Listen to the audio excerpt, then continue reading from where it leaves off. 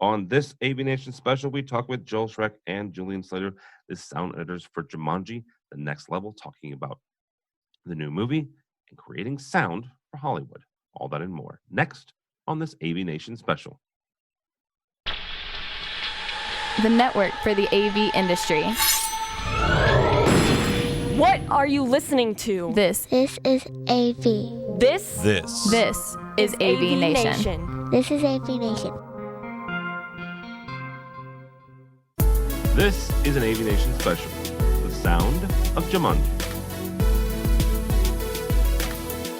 This is an AVNation special. My name is Tim Albright. I'm your host. Jumanji, The Next Level, is out in theaters now. It is a sequel to Jumanji, Welcome to the Jungle. This world is bigger, more dangerous, and full of crazier obstacles, including some of the audio and the soundtrack you're going to hear. With us to talk about sound editing for Jumanji, The Next Level is Joel Schreck and Julian Slater. Welcome, gentlemen. Thank you so much. Welcome. Thank you. To be with you. Thanks, guys. So this movie came out on the 13th of December. If you're not familiar with the premise of the previous one, video game, it was kind of I guess haunted or cursed or what have you. In the first one, 4 teenagers got sucked into it. You had folks like The Rock and Kevin Hart and Jack Black and folks that were the avatars of those characters, of those 4 teenagers. That movie ends, the game is busted, and one of the main characters now is trying to fix it, as it were, and re-enter it. When you guys are looking at the previous one, Joel specifically here, what do you bring with you? What do you bring with you from the previous movie, from a sound editor standpoint, that you're like, you know what, this was the sound that we had. This is what we know that we want to bring to the next level. We pretty much brought everything. I mean, I would say that there was more sound design in this current one, The Next Level, compared to Welcome to the Jungle. But Welcome to the Jungle was challenging in a different way, in the sense that it was a new look at this story, and the ideas were completely different, and all the sounds had to be created, and some of them took a lot of auditions. And for example, when the avatars respawn, the movie we made 2 years ago, we must have auditioned like 100 different sounds. Everybody was pulling sounds. I had friends, sound designers. I said, can you make me a sound? And we eventually found that sound. It took a long time, that everybody liked, the filmmakers and us. So there was much more discovery. All that work was in the bank, and we took that and then just took it, and moved it further for this one that just came out, The Next Level. Talk about that for a second, because you mentioned the respawning. That is inherently a video game reference, or a video game definition here. Yeah, it's a video game reference, and we listened to lots of video games, and many video games you have characters, and then you lose your life, and then you have extra lives, and then it pops back up, and now you're down to 2, you're down to 1, and we listened to all sorts of different sounds for that, but we wanted something a little more elegant and a little more quality to it, because it was going to be in a feature film and in the theater.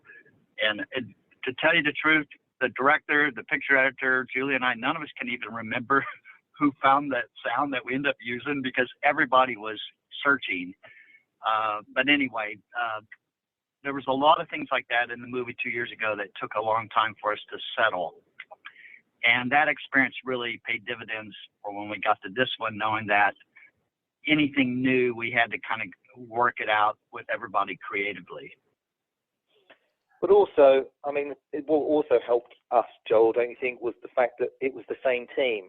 I previously to the last Jumanji movie, Tim, I'd never worked with Joel before. In fact, I was kind of the new kid on the block, because I had never worked with Jake, the director, Joel, or the picture editors. And so I had to get up to speed on how every director is different. Every director will tell you that they want their movie sound to be this way, whereas another director will say they want it to sound that way. So I had to get on board as quickly as possible with Jake's sensibilities, and then we all had to get on board with what Jumanji's sensibilities had to be. But we kind of didn't have that issue this time around because it was essentially the same team, and we knew where we were heading. So we kind of physically brought stuff with us from the last movie, but we also brought that working relationship, which again, there was, from day one, we hit the ground running, I think, a lot quicker than on the last one. Wouldn't you say, Joel? Just because we knew what we had to do. For sure. And we knew how we all worked, and we all knew each other's, strengths, weaknesses, whatever. But that really paid dividends as well. Does that strength of working together previously, that bringing that team, getting the band back together again, does that give you some confidence and maybe a little bit of wind behind your sails to try something maybe different or new, or maybe stretch farther than maybe you would have if you weren't familiar with the teammates you already had?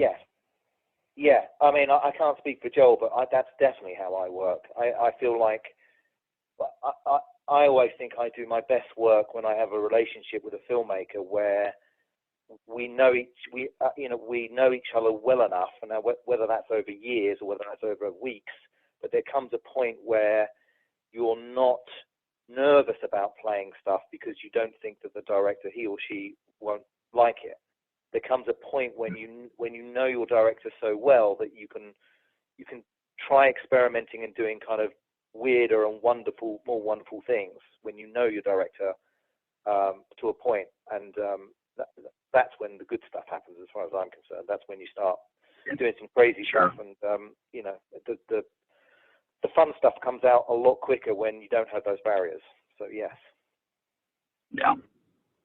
I would second that. I would say that the thing to remember about the previous Jumanji, Welcome to the Jungle, is that Jake Kasdan had not directed a big action adventure movie before, and it was a learning curve for him as a director. He's a great story director, really good, and he usually writes most of his movies, so he understands all the little beats that the drama has to have. But sound design was sort of new to him.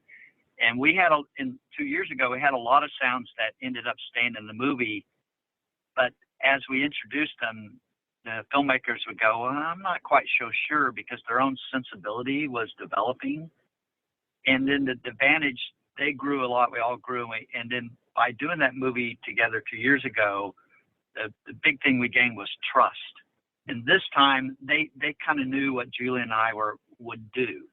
And they more often said, hey, just take the ball and run with it. We want to see what you guys do. And if something we said, we really like this, there was a lot more trust this time. Not that they didn't trust us as people, but they knew that our sensibility paid off because we had done it before. So it allowed us to go to a more mature, advanced level. It was like going from high school to college in a way. Well, you proved yourself, and you had some credit, some currency with them that allowed that to happen, right? Yeah, totally. Yes. I think regardless of Joel's credits or my credits or anyone's credits, the proof is always in the pudding. And so I genuinely think that I know that Jake, at the end of the last movie, on the last day of the dub stage, I mean, he turned to me and Joel and he said, I'd never really appreciated what sound or sound design can do for a movie with regards to storytelling. Wow. And I think he came into this one much more nuanced about not only what could be done sound-wise, but what we could do for him, for the movie. So with that, I think it was a much more relaxed. Not that it was stressed last time. It was much more. It was easier. It was easier because Much easier. We could just spend time in the cutting room and not necessarily be showing it to Jake the whole time, because we knew that what we were doing was the kind of thing that he would be wanting us to do. So it made for, even though this movie is much more complicated for sound design and for the soundtrack, we were helped by that that knowledge of the fact that we all knew what we were trying to do and what Jake wanted us to do. Very cool. I want to focus on one aspect of the movie, and that is the fact that we've mentioned this a couple times, the avatars, right? And the avatars are played by people like, Dwayne Johnson, Karen Gillan, Jack Black, and Kevin Hart. Previous movie, those four were avatars for teenagers. This time around, though, both Kevin Hart and Dwayne Johnson, they're playing Danny DeVito and Danny Glover in a roundabout way, right? So in the non-Jumanji world, the characters are Danny DeVito and Danny Glover. In the Jumanji world, though, that's Dwayne Johnson and Kevin Hart. From a sound designer's standpoint and a sound editor's standpoint, what challenges does that bring when the character on the screen, the person, the actor on the screen, is also trying to channel another actor who, oh, by the way, could be argued a legend, right? Both Danny DeVito and Danny Glover have been around for a long time, and people know them and identify with them pretty regularly. Not that they don't with Dwayne Johnson and Kevin Hart, but they have been around a little longer. Joe? I'll take this. I mean, most of the time it wasn't really a problem, but for the sound, I would say that because of what was beautiful about this movie in both the previous one and this one is that you have avatars playing characters. You have, male avatars who have female bodies inside of them. And then in this show, you have, our great veteran actor heroes, Danny DeVito and Danny Glover, being played by, these avatars. So the performances, there was a lot of humor in this movie that's out right now. And a lot of the humor's in big action scenes. So we really had to be mindful but Julie and I knew instinctively that we had to do this because Jake Kasdan's very story-driven and written dialogue or whatever. But in the middle of these very busy sequences with lots of sound and huge score, these guys would have these lines that were very character-driven and humorous and all that sort of stuff. So we had to be completely cognizant of that as we designed sounds around, the jokes and the comments and the character lines and that sort of thing. So that was kind of a delicate balance. And some of it was more mixing. Of course, Julie mixed sound effects, and our great friend Kevin O'Connell mixed the dialogue and the score. So that was a real keen aspect of making the soundtrack work for the next level. Yeah, because Jake, if any given point, if there's a choice between hearing some cool sound design and hearing a joke, the joke will always win out. Jake is very much, it's about the comedy. So we have to, with regards to a big action sequence, let's say the rope bridge sequence, there's still joke lines happening throughout that whole sequence, even though we have 1,000 monkeys screaming, chasing after them. Really, the important thing is the comedy. So we are, as Joel says, cognizant the whole time of pushing the action buttons so that it's a thrill ride for the audience, but never getting in the way of the comedy. I mean, the comedy performances are so great in this; they're so funny. We've got to do everything we can do to protect it, regardless of what is happening on the screen, whether it's a big action sequence or not. Our job is to protect the comedy, and then also, if we can, with sound, enhance it. That's kind of what we did with this one. I'll give you a quick footnote. The Kevin Hart playing Danny Glover, he's more soft-spoken, and he's kind of quiet and long-winded. And when we first started working, and he's saying stuff in the middle of a dune buggy chase, in the middle of the monkey things, and we were really worried how we gonna make all this action work around where we have to come down so we can hear him do a Danny Glover line. Yeah. And there were some tricky spots, and we had to really just tuck and nip and tuck and just get it down to the frame as to when things come in and go out so we can hear all those lines. And it worked out, but we knew it going in, and we had to work hard at it, and we eventually got there. If somebody would ask you, say, what's the biggest challenge a sound editor runs into when they're working on a movie like Jumanji: The Next Level? Challenge is, I would say. I mean, I always think that it's prioritize them. I always prioritize them, Julian. I just think when I get asked this, I feel like it's a bit of a puzzle. Each movie is a puzzle, and each movie is a different puzzle. And no two soundtracks are the same. And I remember being struck. I on the last Jumanji, I'd literally landed on a Friday night, having done a very complicated movie in London, very complicated sound movie in London, and had a weekend of thinking to myself, well, I'm never going to do anything that tough again. Jumanji's going to be nice and easy. And I rolled in Monday morning and saw the first cut of the last Jumanji, and instantly it's a whole new batch of puzzles to be. They're different puzzles, but they're different puzzles to be fixed and sorted and solved. So, with this movie, it's as an example, it is that thing of an action sequence that primarily it's a family movie, so we don't want anything to be screaming loud. We don't want the audience to be sitting there with their fingers in their ears. We've got Kevin Hart playing a softly spoken character who's not necessarily projecting loudly for his comedy reasons. He's kind of mumbling a bit, and we've got 1,000 monkeys chasing him. So right there in that sequence, that is a conundrum of hearing all the detail, plus hearing the lines, making it exciting because it's an action movie, yet not tiring the audience. So every little part of the movie is a conundrum that just needs solving, and they're all solvable, but it's doing it in the most satisfying way that every department gets its moment in the sun. So whether it be the music, the dialogue, or the sound design, that's how I see it anyway when I approach a movie. If I might add something to your question, you were kind of getting out.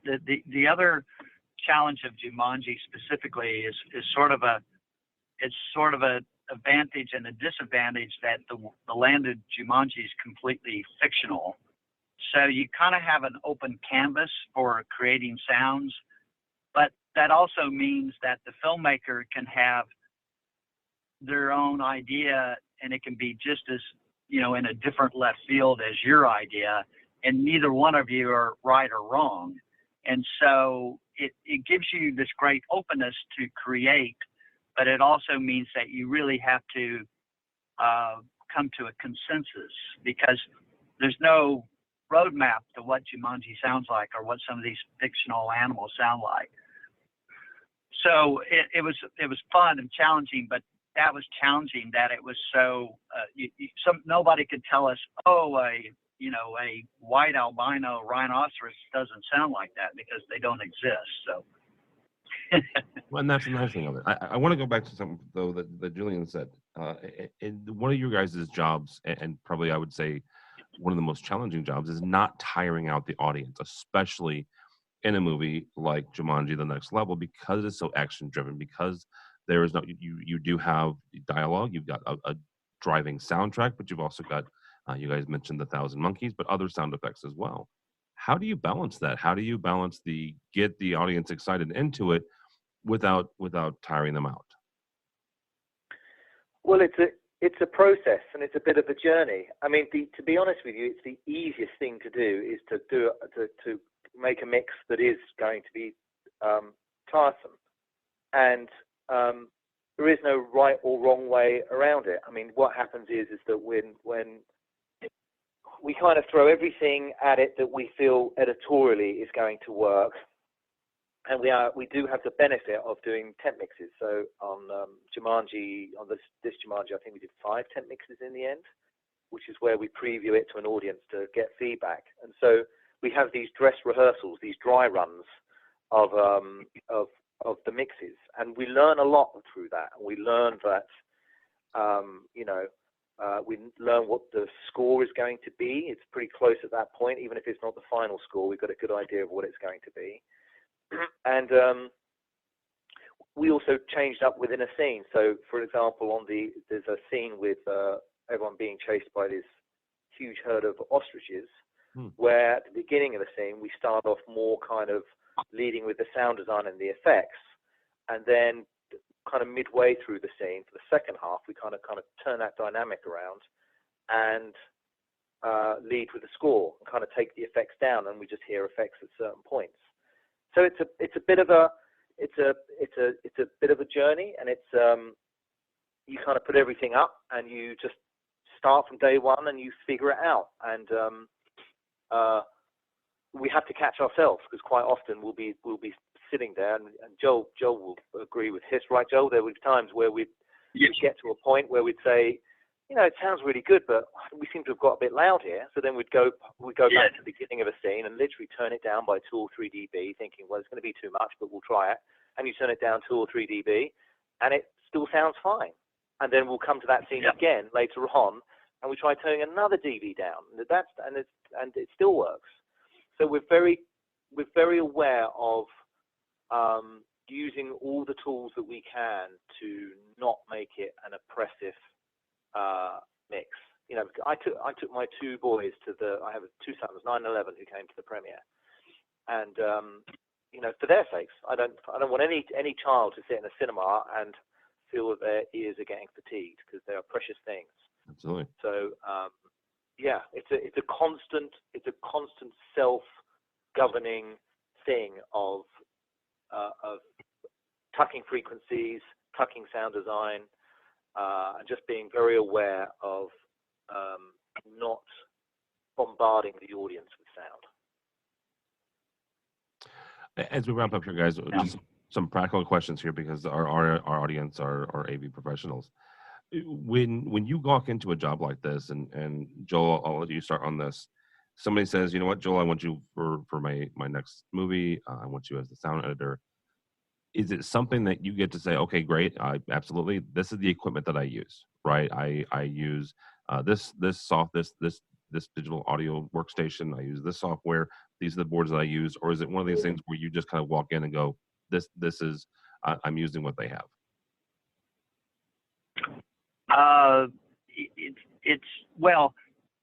They're gonna the gear in post-production in movies. That's not really a question that gets asked.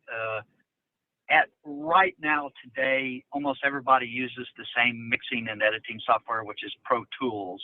Now there's lots of other gimmicks and plugins and things that various people use. I've almost never had a filmmaker or someone hire me for a job saying, well, what plugins are you going to use or whatever. So it's not quite a concern for us, because if you have a reputation, if you have credits and you've done movies like this, you basically have all the state-of-the-art equipment and software anyway. So that question is kind of moot, I would say, right now. But the one equipment thing. Go ahead. Go ahead. I was going to say, but it is one thing where you drive and you pick out the equipment that you want to use, because it's stuff that you already have. Yeah. Okay. But there is one part of that question that is very much has to be figured out by everybody, and that's the facility where you're going to do the sound mix. And that can really affect sensibilities and creativity, whether you're going to mix in a nice theater-sized dub stage or something smaller or whatever. In this case, we mixed in the best and largest dub stage at Sony Studios.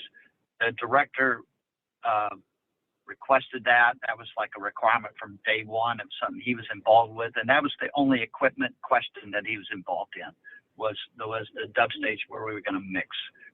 And that is kind of important to figure out with everybody. Very good. All right, gentlemen, thank you so much. Joel Schreck, supervising sound editor for Jumanji: The Next Level, and Julian Slater.